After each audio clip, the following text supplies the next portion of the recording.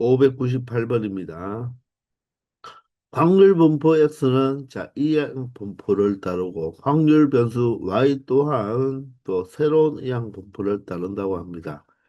이때 X의 평균과 Y의 1차식인 5Y-3의 평균이 같을 때 X 이퀄 3의 바로 확률과 Y 이퀄 1의 확률의 합을 구하라고 합니다. 일단은 우리가 이 바로 P의 값을 알아줘야 되겠죠. 바로 한 번 일어났을 때의 바로 성공한 확률을 찾아주면 되겠습니다. 자, 그러면 여기에 X의 평균은 4와 P를 뭐 하면 되겠다? 곱해주면 되겠죠. 자, 그리고 여기는 Y의 평균에다가 5배에다가 3을 빼주는 형태가 되어야 되죠. 그러면 일단 y의 평균을 찾아보면 2와 1-p를 뭐 하면 되겠다? 곱하는 게 바로 y의 평균이겠습니다. 2와 1-p 즉 시행 횟수와 성공할 확률이죠. 일어날 확률 곱한 것은 몇 배? 5배죠. 따라서 5배를 해버리면 얘가 얼마가 되어버린다? 10이 되어버리겠네요. 되겠나요? 거기에다가 3을 빼준 게 되겠습니다. 자, 이 식을 이용하여 우리는 무엇을 P의 값을 찾아보면 4P는 10-10P니까 10-3은 7이 되겠죠. 마이너스 10P가 되겠네요. 따라서 14P가 얼마가 되니까 7이 되니까 P의 값은 얼마가 된다? 14로 나누어 버리면 2분의 1이 되겠습니다. 따라서 확률 변수 x는 이항분포를 따르는데 바로 4와 2분의 1이죠. 시행의 수 4, 바로 성공할 확률이 2분의 1입니다. 자, 확률 변수 y는 시행의 수가 2이고요. 성공할 확률은 1-2분의 1이니까 2분의 1이 되겠죠. 자, 이럴 때 x 이퀄 3의 확률과 y 이퀄 1의 확률을 구하라고 했으니까 시행 횟수가 x는 얼마가 되죠? 4가 되죠. 4 컨비네이션 바로 일어날 횟수. 자, 일어날 확률 즉 성공할 확률이 얼마이다? 2분의 1이니까 2분의 1의 세제곱에 실패할 확률 또한 2분의 1이니까 4-1, 1제곱이 되겠죠. 따라서 독립시행에서 성공할 확률이 2분의 1이면 실패할 확률도 2분의 1이니까 확률을 구할 때는 바로 2분의 1에 바로 지수 제곱을 하면 된다는 것입니다. 마찬가지로 y가 1일 때는 y도 시행횟수는 2, 성공할 확률이 2분의 1이니까 시행횟수 컨비네이션 였나요? 그리고 성공할 확률에 바로 시행횟수 제곱을 처리하면 되겠습니다. 자, 그러면 4 컨비네이션 3은 4 컨비네이션 1과 같으니까 4겠네요. 2의 4제곱분의 1 플러스 2 컨비네이션 1은 2가 되겠죠. 자, 2분의 1의 제곱이 얼마가 되겠습니까? 4분의 1이 되겠네요. 따라서 4는 2의 제곱이니까 약분해버리면 2의 제곱이 되어서 4분의 1이 되고요. 플러스 약분되지만 그대로 4분의 2로 처리해 준다면 바로 이 두 개의 확률값은 얼마가 된다? 4분의 3이 된다는 것을 알 수 있다는 것입니다. 아시겠죠? 자, 바로 이 평균이 같다는 것을 이용하여서 바로 성공할 확률인 바로 P의 값을 구하면 각각의 확률도 쉽게 찾아줄 수 있겠다는 것입니다. 아시겠죠? 599번입니다. 2x 플러스 3의 100제곱의 전개식에서 바로 xn제곱의 개수를 an이라고 하자고 했습니다.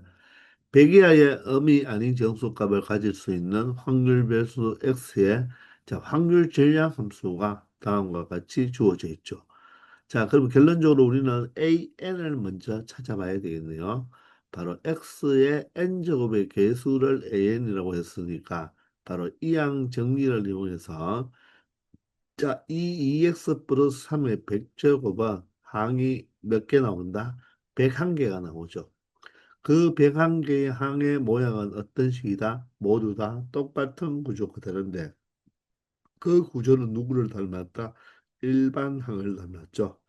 따라서 일반항을 먼저 생각해 보면 지수 컨비네이션 R 맞나요? 지수 컨비네이션 R 맞나요? 그리고 앞에 거 뒤에 거 되죠. 자, 뒤에 있는 R은 뒤로 가고요. 100에서 R을 뺀 100-R이 앞으로 지수에 올라온다는 것입니다. 자, 그러면 이 식을 가지고 우리는 변수 파트와 상수 파트로 구분해 줄 수 있겠죠. 자, 상수 파트끼리 모으면 100 컨비네이션 R에 2에 100-R 제곱과 자, 뒤쪽에 있는 3의 R 제곱이 바로 상수 파트가 되고 변수 파트는 X에 100 R 제곱이 되는 것입니다. 바로 이 부분이 변수 파트가 되고요. 자, 이 X 앞에 있는 이 모든 상수 값들이 바로 계수 파트가 되겠죠. 자, 그런데 x의 n제곱의 개수를 an이라고 했으니까 x의 n제곱의 개수를 구하려면 이 100-r이 바로 n인 r 값을 구하면 되겠네요. 그 r 값은 바로 100-n이 되겠습니다. 맞나요? 그러면 r 자리에 100-n을 대입하면 100 컨비네이션 100-n에다가 자, 2에 100-r 자리에 100-n이죠. 그리고 3의 r 자리에 100-n이 바로 x n제곱의 개수 바로 무엇이 된다? an이라고 말을 할 수 있다는 것입니다. 자, 그러면 식을 조금 정리해 줄 수가 있겠네요. 자, 컨비네이션은 100 컨비네이션에다가 100에서 100-n을 뺀 거로 바꾸어 줄 수 있겠죠. 자, 100에서 100-n을 뭐 한다? 빼버리면 100은 사라지고요. 마이너 플러스가 되어서 n이 되겠습니다. 그리고 2에 마찬가지로 100과 100은 사라지죠. 따라서 n제곱이 되고요. 여기는 3에 100-n제곱으로 나타낼 수 있다는 것입니다. 자, 얘가 바로 무엇이다? 바로 an이 되는 거죠. 자, 그러면 P, 자, 여기에 확률 변수 X가 N일 때의 확률을 표현해 보면, 자, 앞에 5의 100제곱분의 1에다가 조금 전에 구한 AN이 100 컨비네이션 N에 2의 N제곱 곱하기 3의 100-N제곱으로 나타낼 수가 있겠죠. 근데 이 구조가, 이 확률 자체가 바로 무슨 구조와 닮았습니까? 바로 독립시행의 확률과 비슷하게 닮았죠. 그때 이 100이 바로 우리가 볼 때 시행 횟수가 되고, 컨비네이션 뒤에 있는 이 n이 우리가 볼 때 뭐다? 성공한 횟수, 즉, 일어날 횟수죠. 일어날 횟수. 그 n이 이 지수에 있고요. 100-n이 이 지수에 있으니까 바로 일어날 횟수, 성공할 횟수 아래에 있는 이 미수가 바로 뭐다? 성공할 확률이 되어야 되는데 확률은 0과 1 사이가 되어야 되죠. 근데 1보다 큰 2가 되고 실패한 것도 3이 되니까 얘가 1보다 작은 값이 나와야 돼요. 그것을 바로 무엇을 이용하여 이 5의 100제곱분의 1을 이용해 보면 자, 여기는 바로 n제곱이 있어야 되고 우리가 100-n제곱이 있어야 되니까 5의 100제곱을 요 분모 자체만 본다면 무엇으로 5의 n제곱과 5의 100-n제곱 형태로 바꾸어 줄 수 있겠나요? 5의 100제곱 자체를 5의 n제곱, 5의 100-n제곱으로 바꾸어 버리면 이 수를 이 컨비네이션 안쪽으로 보내버리면 100 컨비네이션 n에 2의 n제곱과 여기 있는 2의 n제곱과 자, 분모에 있는 5의 n제곱이죠. 자, 얘는 5의 n제곱분의 1이잖아요. 그죠? 따라서 n제곱으로 묶어주면 5분의 2의 n제곱으로 표현할 수가 있겠죠. 그러면 5의 100-n제곱분의 1과 3의 100-n제곱을 우리가 무엇으로 5분의 3의 100-n제곱으로 이렇게 묶어줄 수 있다는 것입니다. 자, 그렇게 되면 이 n제곱 안에 n제곱의 미수와 100-n제곱의 미수의 이 합이 얼마가 되죠? 합이 바로 1이 된다는 것을 확인할 수 있으니까 결론적으로 시행 횟수는 100, 일어날 횟수가 n인데 그 일어날 횟수 아래에 있는 바로 이 밑이 바로 일어날 확률이 되고 이 100-n제곱 아래에 있는 밑이 바로 일어나지 않을 확률이 되겠죠. 이해됩니까? 그래서 우리는 이 수를 이 식을 생각할 때, 또한 이 n의 값은 0부터 시작해서 얼마까지 취할 수 있다? 100까지, 즉 101개를 취할 수가 있으니까 완벽한 독립시행의 확률로 볼 수가 있겠죠. 따라서 확률 변수 x는 누구를 따른다? 바로 이항분포를 따르겠습니다. 시행 횟수가 얼마가 되고요? 100이 되고 한 번 시행했을 때 성공할 확률이 성공할 횟수 n 아래에 있는 밑이기 때문에 5분의 2라고 볼 수 있다는 것입니다.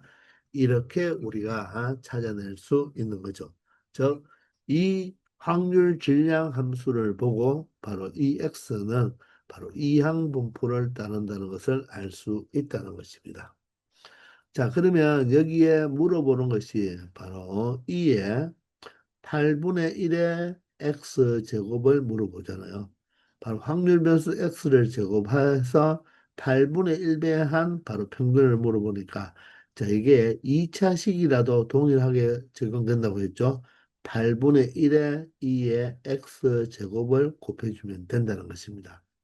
그러면 여기에서 우리는 무엇을 찾자? 바로 일단 평균을 찾을 수가 있겠네요. 평균은 자 n과 p를 곱해버리면 되죠. 그러면 5, 20이 되어서 바로 평균은 x의 평균은 40이 될 수 있고요. 자 분산은 어떻게 된다? 분산은 자, 이 평균에다가 일어나지 않을 확률 5분의 3을 곱하면 되겠죠. 5 1은 5, 5, 8이 40이 되어서 얼마가 된다?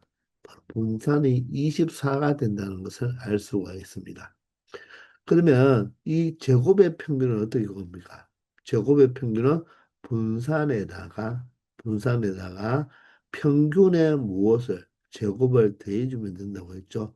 여기에 바로 뭐다? 8분의 1을 곱한 게 결과값이 된다는 것입니다. 아시겠나요? 그러면 8분의 1 곱하기 40의 제곱이 얼마죠? 1600이니까 24를 더해서 1624가 되겠습니다. 자, 8로 약분해버리면요. 8이 16에 8, 3, 24가 되어서 자, 최종적인 이 문제의 정답은 얼마가 된다? 203이 된다는 것을 알 수 있다는 것입니다. 아시겠죠?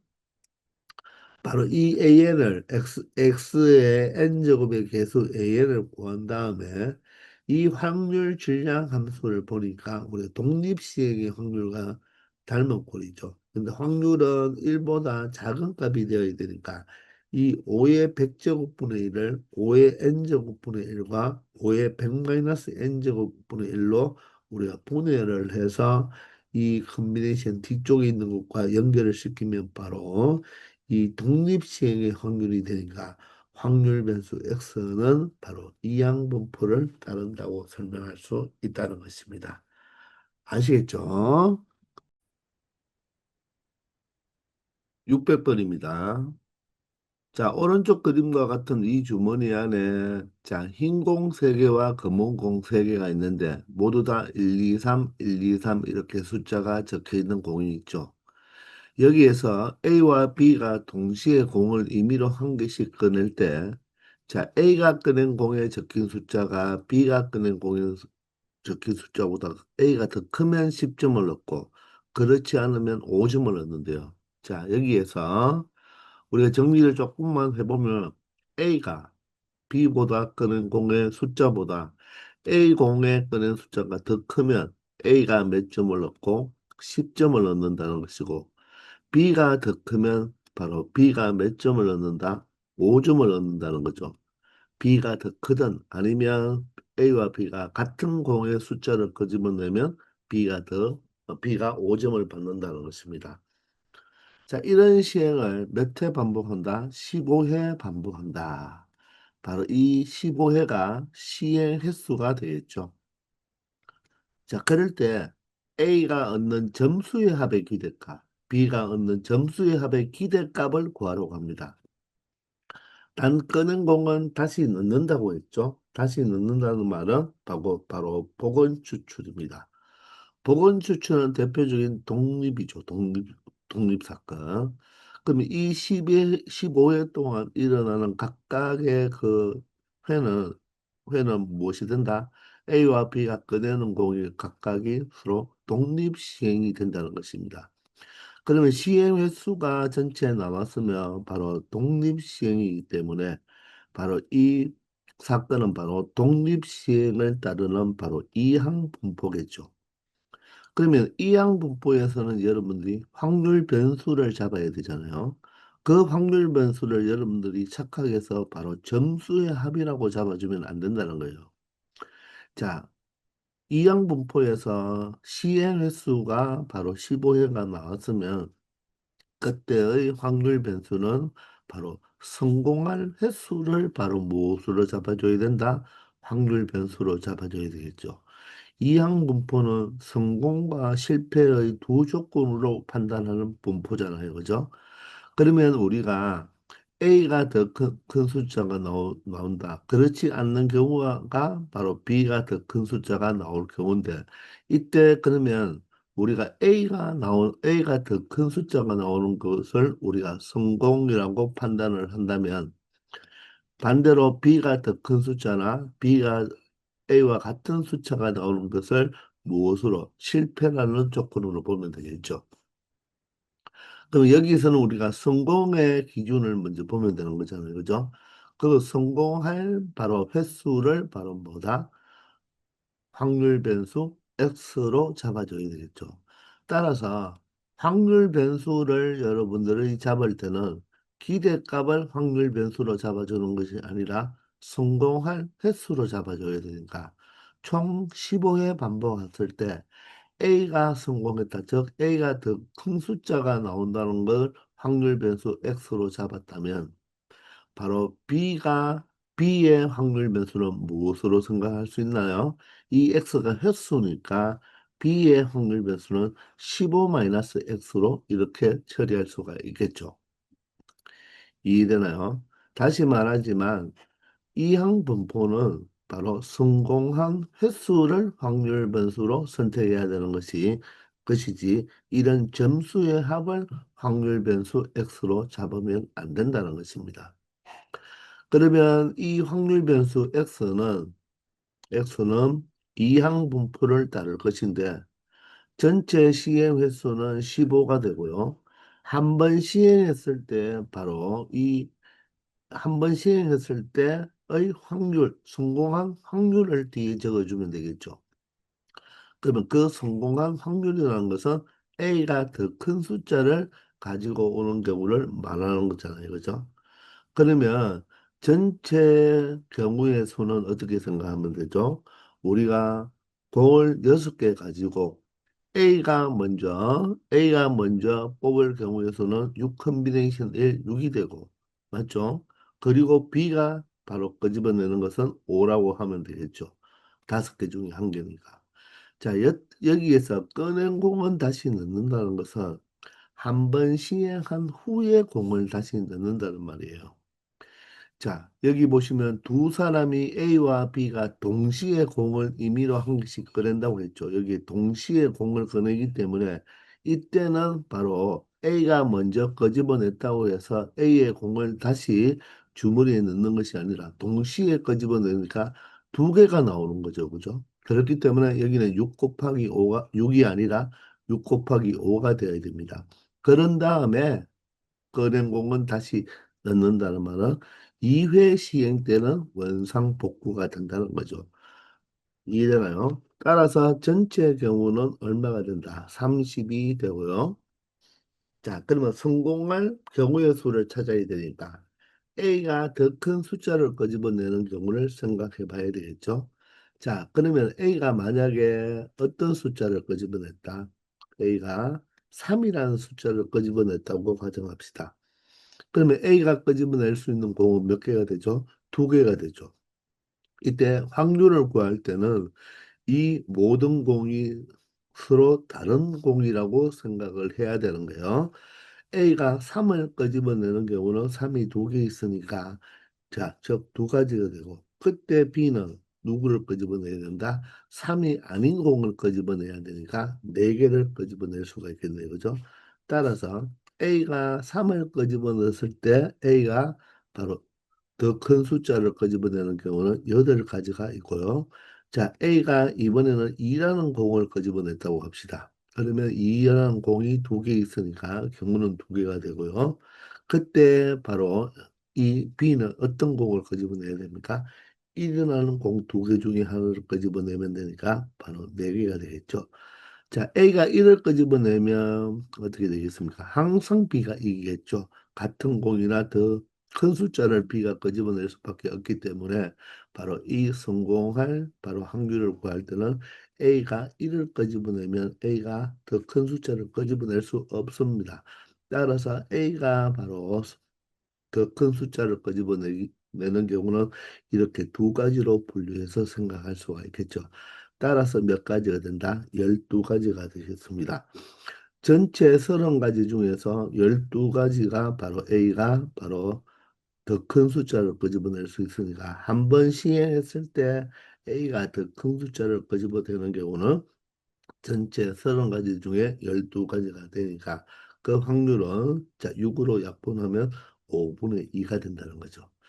따라서 우리는 여기에 한 번 시행했을 때 성공할 확률이 5분의 2가 된다는 것을 이렇게 찾아낼 수 있다는 거예요. 아시겠나요? 이 부분이 바로 이 한 번 시행했을 때의 성공할 확률을 구한 바로 부분이 된다는 것입니다. 아시겠죠? 자, 이때 다시 말하지만 이 AX가 의미하는 것은 A가 점수를 얻게 되는 바로 그 횟수를 말하는 거죠. 이때 X는 반드시 횟수가 되는 거예요. 아시겠죠? 자, 그러면 우리는 여기에서 x의 평균과 x의 분산 같은 것을 모두 다 구할 수가 있겠죠. 자, 그러면 x의 평균은 바로 시행의 수와 성공할 확률을 곱해주면 되니까 얼마가 된다? 6이 된다는 것을 알 수 있을 것입니다. 자, 이럴 때 물어보는 것은 A가 얻는 점수의 합이죠. 그러면 여기서 말하는 점수의 합은 어떻게 되겠습니까? A가 얻는 점수의 합은 자, A가 이긴다면 10점을 얻는데 그 횟수가 바로 점수를 얻게 되는 횟수가 바로 X번이라는 거죠. 따라서 10X가 되겠죠. 그럼 B가 얻는 점수의 합은 어떻게 되겠습니까? B는 15-X번을 얻는데 그 각각 한 번당 몇 점을 얻는다? 5점을 얻는다는 거죠. 따라서 여기는 75-5X가 바로 점수의 합이 되겠네요. 이해되나요? 따라서 바로 이 점수의 합의 기대값을 구해달라고 했으니까 바로 이 10x의 바로 평균을 구해달라는 것이죠. 따라서 바로 1차식의 평균이니까 바로 이 확률 변수 x의 실수배만큼 평균에다가 곱해주면 된다고 했죠. 그죠? 따라서 10배의 바로 무엇이 된다? x의 바로 평균을 곱해주면 된다는 거죠. X의 평균이 얼마입니까? 바로 6이었잖아요. 그죠? 따라서 10 곱하기 6이 되어서 얼마가 된다? 60이 된다는 것을 알 수가 있고, 자, 그러면 B의 정수의 합의 기대값은 바로 75 마이너스 5x의 바로 무엇을 평균을 구해주면 되겠죠. 그러므로 75 마이너스 5에다가 평균값을 곱해주면 되겠네요. 그러면 75 마이너스, 자, 평균이 6이니까 6, 5, 30이 되어서 바로 B의 바로 평균의 기대값은 얼마가 된다? 45가 된다는 것입니다. 아시겠죠? 자, 따라서 정답은 여기서 구한 자, A가 얻는 점수의 합의 기대값은 바로 몇 점이 되고 60점이 되고 B가 얻는 점수의 합의 기대값은 바로 45점이 된다는 것을 우리가 찾아낼 수 있다는 것입니다. 반드시 말하지만 이항 분포의 확률 변수 X는 자, 점수라는 것이 아니라 바로 무엇이다? 횟수가 되어야 된다는 거죠. 그 횟수란 말은 A가 점수를 받게 되는 횟수를 이야기하는 것입니다. 아시겠나요? 그래서 여러분들이 이 점수의 합을 X라고 확률 변수 X로 두는 것이 아니라는 걸 이 문제를 통해서 다시 한번 생각해 주기 바랍니다. 아시겠죠? 601번입니다. 정규 분포를 따르는 확률 변수 x에 대하여 자, 다음 확률이 자, 우변의 확률이 더 크다고 할 때 이것을 만족시켜주는 이 자연수 n의 최대값이 주어졌습니다. 그때 바로 평균의 최대값을 구해보라고 하죠. 그러면 이 부등식 관계를 우리가 해석을 좀 해야 될 것인데, 그러면 먼저 정규 분포 곡선을 그려서 한번 생각해 보도록 합시다. 자, 좌변은 10에서 19까지의 바로 확률을 의미하고, 우변은 15 플러스 n에서 20 플러스 n까지의 확률을 의미하는데, 자, 이 우변이 더 크다고 했죠.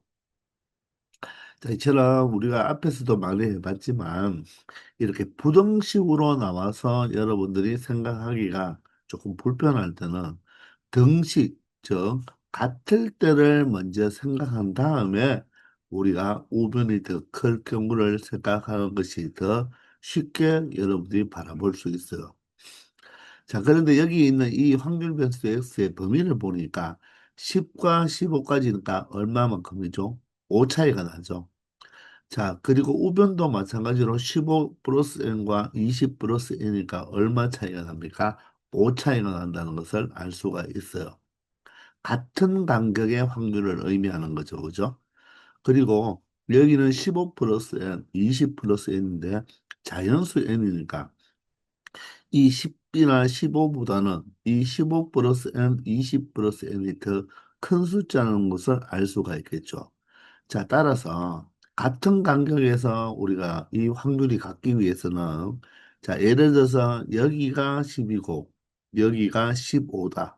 더 작은 숫자니까 평균보다 작은 쪽에 선생님이 10과 15를 표현해 봤습니다. 그럼 갖기 위해서는 자, 바로 m에 대해서 이 정규분포 곡선은 대칭이니까 10에 해당하는 이 부분과 15의 대칭인 이 부분에 여기가 각각 무엇이 되어 준다면 바로 여기가 15 플러스 n 여기가 20 플러스 n이 되어 준다면 어떻게 했습니까? 요 10과 15로 둘러싸인 부분과 15 플러스 n과 20 플러스 n으로 둘러싸인 부분의 넓이가 같다는 것을 알 수가 있겠죠. 이해되나요? 자, 그럴 때 이 m의 값은 어떻게 되죠? 바로 15와 m과 15 플러스 n이 무슨 수열? 등차 수열을 이루면서 두 수의 중점이 바로 무엇이 된다? m이 되겠네요. 그러므로 15와 15 플러스 n을 더해서 무엇으로 나눈 2로 나눈 게 그때가 정확하게 이 평균 m이 된다는 거죠. 정두분포 곡선은 평균 m에 대해서 좌우 대칭이기 때문에 이 등식일 때는 이 관계가 성립한다는 것입니다. 자, 그런데 자, 이렇게 등식이 아니라 우변이 더 크다는 말은 넓이가 더 넓어야 되겠죠.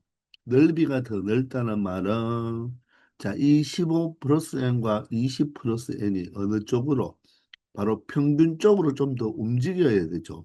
왜냐하면 이 정규분포는 평균을 중심으로 넓이가 넓잖아요. 그죠? 저 평균에서 멀어질수록 넓이는 좁아지는가.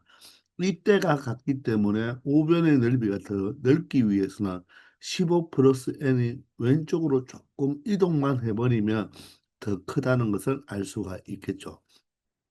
따라서 그림을 다시 그려보면요. 이런 상황이 되어야 된다는 것입니다. 자, 10과 20 플러스 n의 바로 함수값이 같고 15와 15 플러스 n의 함수값이 같을 때는 두 부분의 넓이가 같겠죠. 왜? 간격도 5 차이가 나니까. 그런데 우변이 더 넓어야 된다는 것은 바로 이 15 플러스 n이 바로 평균적으로 조금 치우쳐서 왼쪽으로 와줘야 된다는 것입니다. 그러면 이 부분의 넓이보다 이 부분의 넓이가 훨씬 넓다는 것을 알 수 있으므로 확률도 어떻다 더 크다는 것을 알 수가 있겠죠. 그러면 이 부분이 바로 원래 여기 있다가 왼쪽으로 더 밀렸다는 말은 자, 이 평균에 해당했는 2분의 30 플러스 n이 되겠죠. 그죠?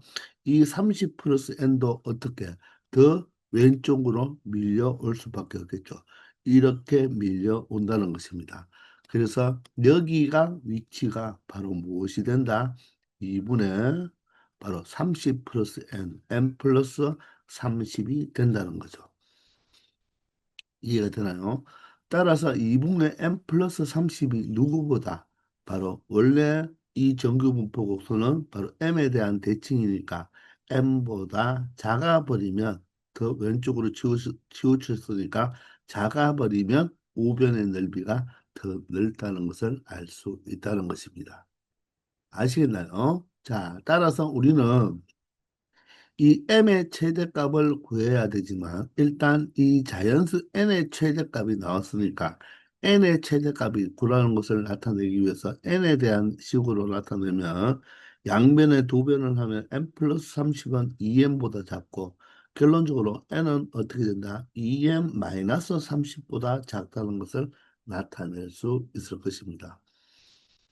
이해가 되시나요? 아시겠죠? 이렇게 생각할 수가 있다는 거예요. 자, 그런데 n은 자연수라고 했으니까 반드시 1보다는 크거나 같은 범위가 되어야 되겠죠. 그래서 이 사이에서 있는 자연수 n의 값이 최대값이 9라고 했으니까 우리는 다시 한번 수직선을 그려가면서 생각할 수가 있을 것입니다. 자, 여기가 바로 n축이라고 가정했을 때, 자, 여기가 1이고 여기가 지금 2m-30입니다. 자, 그러면 이런 뭐 한다? 포함이 되죠. 자연수니까. 여기는 포함이 안 되는 이 사이의 범위가 바로 n의 범위가 되어야 된다는 것입니다. 자, 그런데 이때 n의 최대값이 얼마라고 했죠?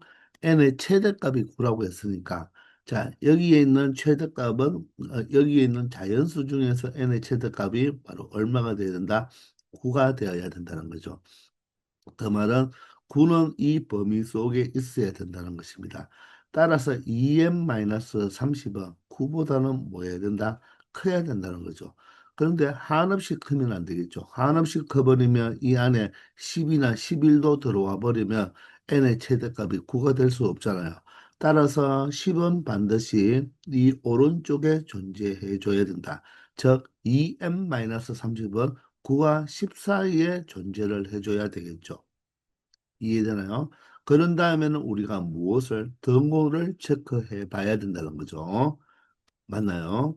그러면 2m-30이 9가 되어버리면 어떻게 되는가? 여기가 구멍이 나 있으니까 이 범위 속에 9가 들어오나요? 9가 들어오지 않죠. 그런데 자연수 n의 최대값이 9라고 했으니까 9는 반드시 들어와야 되죠. 따라서 2m-30은 절대로 9가 되면 된다, 안 된다? 안 된다는 것입니다. 9가 되어버리면 자, 최대값이 9가 될 수가 없겠죠. 반면에 2n-30이 얼마가 되어버리면 10이 되어버리면 자연수 n의 최대값은 얼마입니까? 10에는 구멍이 나 있으니까 자, 이 n의 값은 1부터 9까지만 되지 10은 되지 않죠. 그러니 이 최대값이 9가 포함이 되니까 이 2n-30은 얼마는 되어도 되겠다? 10은 되어도 된다는 것입니다. 아시겠죠? 자, 그 따라서 9보다는 2n-30이 커야 되고 10보다는 작거나 같으면 된다는 것입니다. 그렇게 되어버리면 자연수 n의 최대값이 9가 된다는 거죠. 양변에 30을 더해버려서 39가 되고요. 자, 2m이 되면서 30을 더하면 40이 되겠죠. 자, 양변을 2로 나누어 주면 얘는 19.5가 되겠네요. 그죠? 자, 따라서 m은 19.5보다는 크고 20보다는 작거나 같은 범위가 되기 때문에 자, m은 자연수로 말하면 없지만 m의 최대값을 구하라고 했으니까 이때 m의 최대값은 바로 얼마가 된다? 20이 된다는 것을 알 수 있다는 것입니다. 아시겠죠? 자, 이쪽 여기서 마지막 결론 여기에서 내릴 때는 우리 이거 공통수학 원 부등식 파트부터 많이 했던 거잖아요. 그죠? 우리는 이 확률이 우변이 더 크다는 것을 여러분들이 체크하기 위해서는 반드시 이 등식일 때를 이때를 먼저 체크하면서 이 우변이 더 클 때는 이 15 플러스 n이 어디로 가야지만 가야지만 좀 넓이가 더 넓은지를 고민을 해본다면 이 그때 이 등식일 때 그 평균가 2분의 n 플러스 30이 바로 이 평균 n보다 작은 쪽, 즉 왼쪽으로 밀려가면 되겠구나를 느낀다면 쉽게 처리할 수 있었던 문제가 되겠습니다. 아시겠나요? 602번입니다. 두 확률 변수 xy의 평균과 표준 편차가 주어져 있죠. 그리고 이 xy는 정규 분포를 따른다고 했습니다. 자, 그러면 x는 정규 분포를 따르는데 자, 평균이 m이죠. 각각이라고 했으니까 순서대로 적어주면 되죠. 표준 편차가 2 시그마네요. 자, 표준 편차가 2 시그마니까 2 시그마의 전체의 제곱으로 분산을 표현해 줘야 되겠죠. 그리고 확률 변수 y는 마찬가지로 정규 분포를 따르는데 자, 이번에는 평균이 2m이고 그리고 표준 편차는 시그마니까 시그마의 제곱입니다. 자, 이럴 때 보기에서 옳은 것만을 있는 대로 고르라 그랬는데 자, 모두 다 x, y와의 어떤 관계식으로 주어져 있죠. 확률이. 자, 그런데 우리가 이렇게 확률 변수가 다를 때는 그대로 비교할 수가 있다 없다. x, y로 비교할 수가 없고 항상 표준화 작업을 이용해서 제도로 만들어 놓은 다음에 바로 비교를 해주면 되겠죠. 따라서 기억부터 한번 처리해 보면요.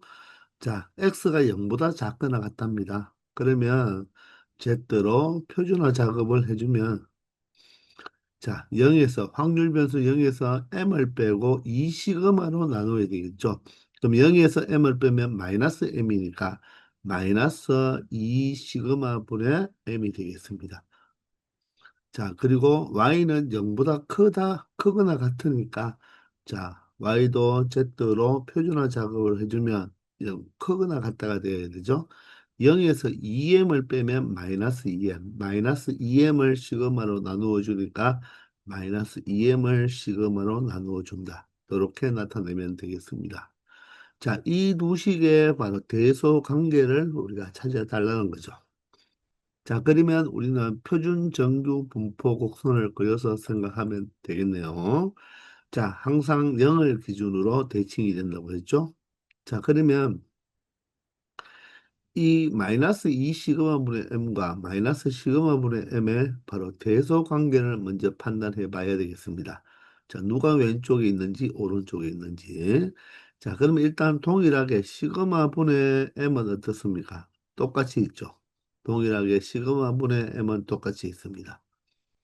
자, 그러면 시그마는 원래 표준 편차니까 양수고요.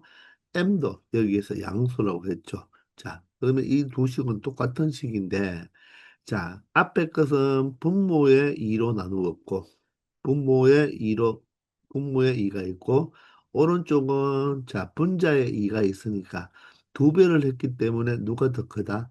바로 시그마 분의 2m이 더 크겠죠.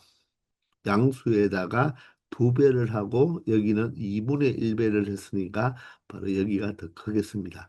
그런데 무엇을 붙였다? 마이너스를 붙였다는 말은 양변에 마이너스 1을 곱했다는 말이니까 부동의 방향은 뭐 해야 된다? 양수가 왼쪽 좌변이 더 커야 되겠죠. 이해되나요? 자, 그런데 원래 시그마분의 m은 무엇입니까? 양수인데 결론적으로 마이너스를 취했기 때문에 이 두 수는 모두 다 무엇이 된다? 음수가 되네요. 따라서 0보다는 작은 값을 가지니까 이 두 개의 바로 z값은 0보다 왼쪽에 존재할 수밖에 없는 거죠. 이해되나요? 자, 따라서 0보다 왼쪽에 우리가 두 개의 z값을 만들어줘야 되겠습니다. 자, 더 작은 것이 마이너스 시그마 분의 2m이 되고요. 큰 것은 바로 마이너스 2 시그마 분의 m이 되겠네요. 이렇게 나타낼 수가 있는 거죠. 얘가 더 크니까 0에 가까워야 되겠습니다. 자, 그러면 이 좌변이 바로 무엇입니까? 좌변의 이 시그마 자체가 좌변의 바로 이 z 값이 얘가 되고 우변이 얘가 되는 거죠. 그죠? 그러면 좌변은 어떻게 됩니까? 이 z 값보다 작거나 같은 확률이잖아요. 그죠? 그러면 마이너스 2 시그마분의 m보다 작거나 같은 확률이가 바로 이 좌변의 확률은 이 넓이가 되겠습니다. 이 넓이가 되는 거죠. 맞나요? 자, 그러니까 이 넓이는 어떻게 되겠습니까? 바로 0.5보다는 작겠죠. 2분의 1보다는 작은 넓이가 되겠습니다. 맞나요? 자, 반면에 우변은 어떻게 될까요? 우변은 마이너스 시그마 분의 2m보다는 크거나 같다고 되어 있으니까 여기서부터 어떻게 된다? 더 오른쪽 이 전체 넓이를 다 말하는 거죠. 맞나요? 그럼 얘는 어떻습니까? 0보다 오른쪽이 바로 2분의 1, 0.5인데 더 있으니까 얘는 0.5보다 더 넓이가 넓은 거죠. 얘는 0.5보다 넓이가 더 작고 얘는 넓이가 더 크니까 바로 우변이 더 크다는 것을 알 수 있다는 것입니다. 아시겠죠? 따라서 기억은 참이 되겠네요. 이처럼 확률 변수가 서로 다를 때는 어떻게 반드시 표준화 작업을 이용해서 여러분들이 생각해 주면 되는데 바로 확률은 바로 표준 정규 분포 곡선과 바로 이 Z축과 둘러싸인 부분의 넓이다. 그렇게 생각하면 되겠다는 거죠. 이해되시나요? 자, 두 번째 우리는 니은으로 가볼게요. 자, 니은도 좌변과 우변이 모두 다 X, Y에 대한 바로 확률을 물어보니까 자, 좌변부터 비교해 보면 좌변은 Z로 바꾸어 주면 되겠죠. 바꾸어 주려면 자, M에서 평균 바로 X 확률 변수 X니까 M을 빼줘야 돼요. M에서 M을 빼니까 0이 되겠습니다. 자, 그리고 Z로 바꾸어 버리고 자, EM에서 M을 빼면 얼마죠? M입니다. M을 2 시그마로 나눠야 되니까 여기는 바로 2 시그마분의 M으로 표현할 수 있겠네요. 이해됩니까? 자, 우변은 어떻게 되겠습니까? 아직 2분의 1이 있고요. 2분의 1을 곱한다고 했죠? 자, 그러면 확률은 자, m에서 2m을 빼버리면 마이너스 m입니다. 마이너스 m을 시그마로 나누니까 마이너스 시그마분의 m으로 표현할 수 있겠습니다. 맞죠? 그리고 z로 바꾸어 버리고 자, 2m에서 2m을 빼면 뭐가 되죠? 0이 되니까 이 부분이 0이 되겠네요. 이렇게 된다는 것입니다. 이 두 개의 넓이를 비교하라는 것과 동일한 이야기가 되겠죠. 자, 우리가 조금 전에 기억에서 이 마이너스 2 시그마분의 m과 마이너스 시그마분의 2m을 우리가 계속 비교를 판단했잖아요. 그죠? 자, 여기에서는 마이너스를 붙여줬기 때문에 얘가 더 크지만, 자, 이 부분은 지금 둘 다 마이너스가 여기는 없고 여기는 있네요. 그죠? 그러면 얘도 우리가 그래프를 그려서 한번 생각해 보면, 자, 원래 기억에서 우리가 찾았을 때 마이너스 2, 마이너스 시그마분의 2m이 더 어떻습니까? 더 작았죠. 자, 그러면 반대로 양수 쪽으로 말한다면, 양수 쪽으로 말한다면, 자, 어떻게 되어야 되겠습니까? 자, 여기와 여기가 있을 때,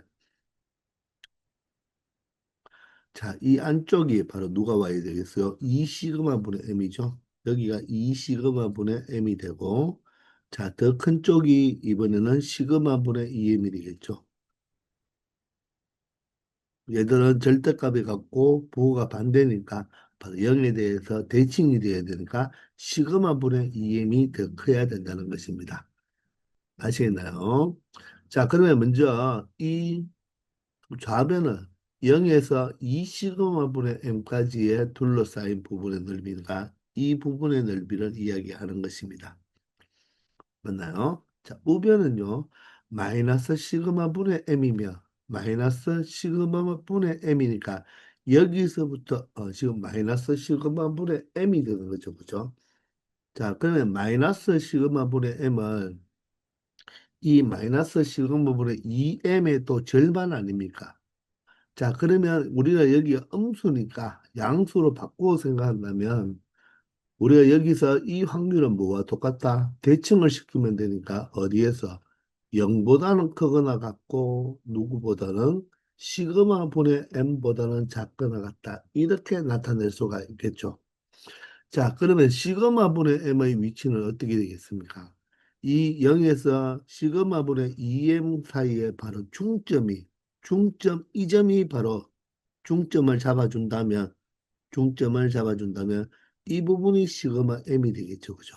그러면 여기까지의 바로 넓이가 되겠네요. 맞나요? 그 넓이를 뭐 하면 절반으로 취하면 어떻게 된다? 이 좌변에 조금 전에 빗금친 이 부분의 넓이와 같다고 물어보는데 이것을 우리가 같다고 말을 할 수가 있을까요? 같다고 말을 할 수가 없죠. 이해됩니까? 우리는 여기서 누가 더 이 2분의 1배를 했기 때문에 누가 더 넓은지를 알 수가 없는 거예요. 그래서 니은은 틀렸습니다. 니은은 우리가 판단할 수가 없다는 거죠. 이해되시나요? 사실 시그마분의 2m과 이 시그마분의 m은 몇 배 차이가 되죠? 시그마분의 2m에다가 4분의 1을 곱하면 바로 2 시그마분의 m이겠죠. 그러면 이 2 시그마분의 m은 사실 0에서 시그마분의 2m 사이의 간격을 몇 등분해서 4등분해서 한 등분이지만 이 시그마분의 m은 바로 절반이 되겠죠. 즉 4등분 한 것과의 넓이와 절반의 넓이를 봤을 때 그 절반의 넓이를 2분의 1을 취한다고 4등분의 넓이가 된다는 보장이 없죠. 왜냐하면 여기에서 우리가 이 그래프 자체가 아래로 급격하게 내려오기 때문에 절반이 될지 아니면 더 클지 작을지를 우리가 여기서 이 문자로만 판단할 수 없는 거죠. 즉 이 간격으로 우리가 넓이가 절반이 된다고는 말을 할 수 없다는 것입니다. 아시겠죠? 만약에 이 도형이 직사각형이다. 그렇게 하면 같다라고 말을 할 수가 있겠지만 우리는 이 직사각형이 아니기 때문에 같다고 말을 할 수 없다는 것입니다. 아시겠나요? 자, 그러면 우리가 이제 디귿으로 한번 가보도록 하겠습니다. 자, 두 상수 A, B에 대하여 다음 확률이 같을 때 A 플러스 2B는 5M이라고 했습니다. 마찬가지로 얘도 어떻게? 자, X를 Z로 우리가 표준화 작업을 하면 A에서 누구를? 바로 M을 빼야 되겠죠. M을 빼고 누구로 나눈다? 2 시그마로 나누어 주면 되겠습니다.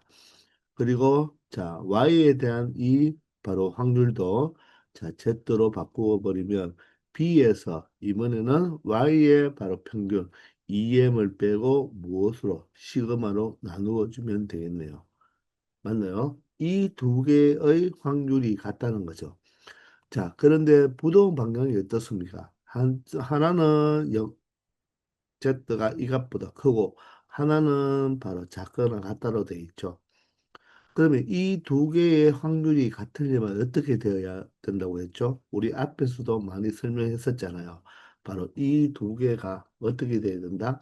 절대값은 같고 부호가 반대가 되어야 된다. 아니면 이 두 개의 바로 무엇이 바로 평균이 바로 이 두 점의 Z값의 이 평균이 무엇이 되면 되겠다? 0이 되면 된다고 했죠. 자, 여기에서 자, 하나는 어디에? 예를 들어서 이 0보다 작은 쪽에, 하나는 0보다 큰 쪽에 이렇게 있다고 생각했을 때, 자, 둘 중에 누가 큰지는 모르겠지만, 여기가 만약에 이 시그마 분의 A-M이고, 여기가 B, 시그마 분의 바로 B-2M이라면, 얘보다 바로 큰 쪽은 바로 오른쪽이 되겠죠. 오른쪽으로 이 전체 범위가 되는 거죠. 이 전체 범위. 맞나요? 이게 좌변이고, 그러면 우변은 어떻게 되겠습니까? 시그마분의 B-2M보다 작거나 같은 쪽이다. 이 왼쪽으로 전체 넓이가 같아야 된다. 이랬죠. 이해되나요? 물론 얘가 위치가 바꾸어도 마찬가지죠. 위치가 바꾸어진다면 얘가 이쪽으로 오니까 이쪽 부분을 더 큰 쪽만, 그리고 이쪽은 더 작은 쪽만 이야기하는 거죠. 그게 바로 뭐다? 같다는 말은 이 시그마 분의 A-M과 자, 시그마 분의 B-2M의 EM이 그 두 개를 더해서 뭐로 나누었을 때, 2로 나누었을 때 바로 중점이 얼마가 되면 된다? 0이 되면 된다는 거죠. 이 두 수는 바로 0에 대해서 좌우 대칭이 있으면 된다. 즉, 절대값이 같고 부호가 반대가 되면 된다는 거죠. 더해서 2로 나누어서 0이 됐다는 말은 이 두 수의 합이 바로 0이 된다는 말이고 그 두 수의 합이 0이 된다는 말은 바로 자, 하나를 이항해 보면 이 시그마분의 A-M은 바로 마이너스 시그마분의 B-2M과 같다는 거죠. 그게 바로 절대값은 같고 부호가 반대가 된다는 것입니다. 아시겠습니까? 자, 그러면 이 두 식을 어떤 걸 풀어도 상관없겠죠. 자, 양변에 자, 이 시그마를 취해버리면요. 여기는 A-M이고 이 시그마를 곱해주겠습니다. 이 시그마를 곱해주면 2B-4M이 바로 무엇이 된다? 0이 되는 거죠. 자, 이럴 때 시그마 약분해버리고 자, 대각선의 곱을 같다라고 이야기하면 A-M은 두 배를 해주면 마이너스 2B와 플러스 4M이 되어서 똑같은 식이 나오는 거예요. 따라서 A 플러스 2B는 얼마가 된다? 마이너스 5M을 이항하면 플러스 5M이 되죠. 마찬가지로 A에서 마이너스 2B를 이항하고 바로 마이너스 M을 이항하면 플러스 5M으로 똑같다는 것입니다. 따라서 이것은 정답이 되는 거죠.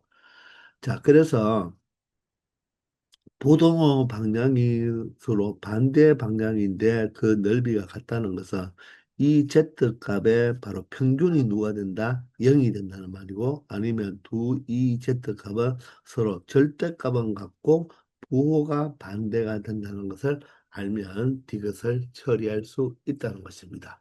우리가 앞에서도 몇 번 나왔던 이야기죠. 이 정규분포 곡선에서는 이런 패턴도 자주 나오니까 잘 알아두기 바랍니다. 부동호 방향이 반대일 때 되는 거예요. 따라서 기억과 티귿만 옳은 것이 되겠습니다. 정답은 3번이 되겠네요. 아시겠나요? 603번입니다. 어느 고등학교 학생들의 일일 TV 시청 시간을 확률 변수 X라고 했습니다. 자, 시청 시간이 되겠네, 이거죠. EX는 정규 분포를 따르네요. 평균이 바로 60이고 표준 편차가 10인 정규 분포를 따른다고 합니다. 자, 이럴 때 x가 50 이하일 때의 바로 확률이 0.1587일 때, 자, 확률 변수 y를 자, 1차식의 새로운 확률 변수로 정의했죠. 그럴 때 y가 206보다 작거나 같을 확률을 구해 보라고 했습니다. 그러면 이 y가 바로 무엇으로 표현할 수 있나요? 바로 3x-4로 표현할 수가 있겠죠. 얘가 206보다 작거나 같을 확률을 구하라는 거잖아요.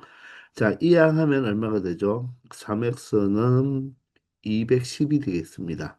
따라서 3으로 나누면 x는 바로 70이 되니까 결론적으로 확률이 바로 70보다 작거나 같을 확률을 구해 달라고 합니다. 자, 이럴 때 여러분들이 한테 설명해 주고 싶은 게 지금 두 가지가 있는데요. 무엇이냐면 이 여러분들이 아마도 여기를 Z로 우리가 바꾸어 쓸 거예요. 그죠? 항상 표준화 작업에 익숙하기 때문에 바로 Z로 바꾸어서 처리해 주실 건데 이 문제는 그대로 처리할 수도 있죠. 왜냐하면 보세요. 평균이 60이잖아요. 그런데 지금 70 이하의 확률을 구하라고 했습니다. 그러면 70은 바로 10만큼 차이가 나는데 표준 편차가 얼마죠, 지금? 표준 편차가 10이라는 걸 봤어야 됩니다. 자, 그러면 70은 바로 여기에 위치를 할 것입니다. 그리고 표준 편차가 10이기 때문에 요 한 칸이 바로 무엇과 관계된다? 바로 표준 편차와 관계가 되죠. 그러면 70보다 작거나 같으니까 이 부분의 넓이를 이야기하는 것과 같죠. 근데 주어진 게 지금 얼마로 주어져 있죠? 50보다 이하가 주어져 있습니다. 그러면 50 이하니까 50은 어떻게 되죠? 바로 60을 기준으로 70과 50은 어떻게 되어 있죠? 같은 간격만큼 떨어져 있겠죠. 자, 여기가 바로 50이 되는 거예요. 그러면 이것도 시그마의 길이로 똑같겠죠. 즉, 원 시그마가 되는 거예요. 그래서 50보다 작거나 같은 확률, 이 부분의 확률이 지금 얼마가 된다? 바로 0.1587이 된다는 말이죠. 0.1587. 맞나요? 자, 그런데 우리한테 묻는 것은 70보다 작거나 같으니까 이 70보다 작거나 같은 이 모든 확률을 다 묻는 거죠. 그러면 여러분들은 어떻게 풀겠습니까?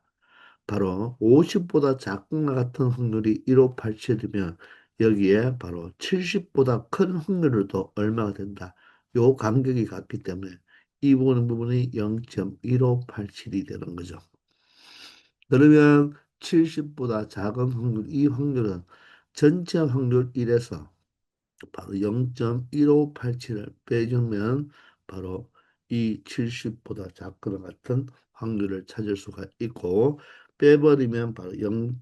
얼마가 되죠? 8413이 된다는 것을 알 수 있다는 것입니다.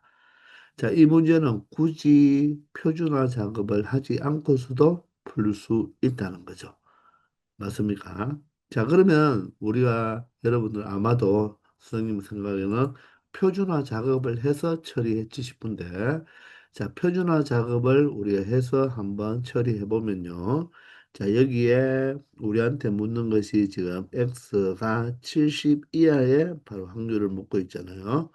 자, 그러면 표준화 작업을 하면 z는 70에서 60을 빼면 10이 되고 10으로 표준 편차 10으로 나누면 바로 1이 되겠죠. 그런데 사실 이 1도 계산할 필요 없었다는 것입니다. 왜냐하면 60과 70을 우리가 이 70 자체는 무엇으로 바로 평균과 표준 편차로 표현할 수 있다고 했잖아요. 따라서 평균 60에다가 표준 편차 10을 몇 번, 한 번만 더해주면 된다는 거죠. 그 한 번, 즉 평균 플러스 무슨 응가 시그마 이렇게 이야기했죠. 평균 플러스 응가 시그마, 즉 시그마의 실수배인 이 실수배한 것이 바로 무엇이다? Z값이라고 했잖아요. 그죠? 따라서 60에서 표준 편차를 한 번만 곱해주면 되니까 실질적으로 계산을 하지 않고도 우리가 Z값이 1이라는 것을 알 수 있다는 것입니다. 아시겠나요? 자, 그래서 1이면 바로 이 부분이 된다는 거죠. 그럼 사실 50도 어떻습니까? 50은 평균에서 표준 편차 10을 한 번 뭐 하면 되겠다. 빼주면 된다. 이 간격이 같다고 했잖아요. 10으로. 그 10이 표준 편차니까. 아마도 50을 표준화 작업을 하면 얼마가 나온다? 마이너스 1이 분명히 나올 것이란 말입니다. 자, 그러면 동일하게 자, Z로 바꾸어 버리면 50에서 60을 빼면 마이너스 10이고 10으로 나누니까 마이너스 1이다. 저 마이너스 1보다 작거나 같을 확률이 0.1587이 된다는 것입니다. 그러니 이 부분이 바로 무엇이니까 0.1587이니까 자, 즉 1보다 큰 쪽으로의 확률도 얼마가 된다? 0.1587이 된다는 거죠.